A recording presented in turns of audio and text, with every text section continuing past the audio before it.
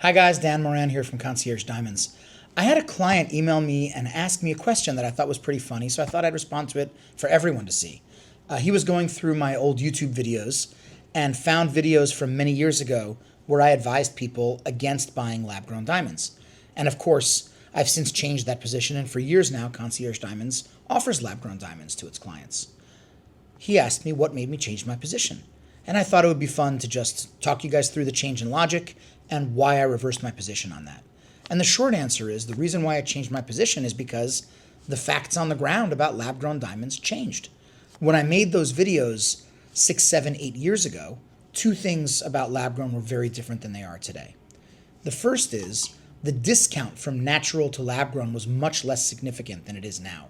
6, 7, 8 years ago, you might buy a lab-grown for 20 or 30% cheaper than an equivalent natural, whereas today it can be 75, 80, or even 90% cheaper than an equivalent natural.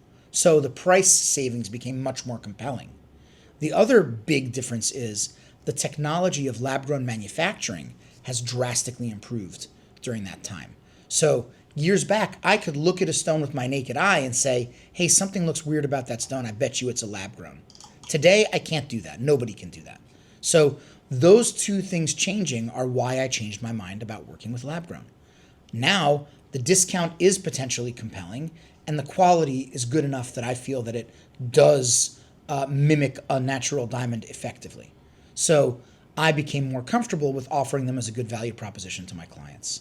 Of course, we still work with natural diamonds. We still believe in their long-term appeal, both emotionally and financially, and there's plenty of valid reasons why buying a natural is still a good idea.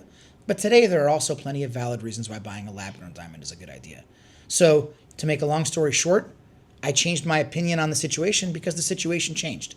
I hope that answers that question both for the client who asked today and for anyone else who might be wondering. Thanks for watching.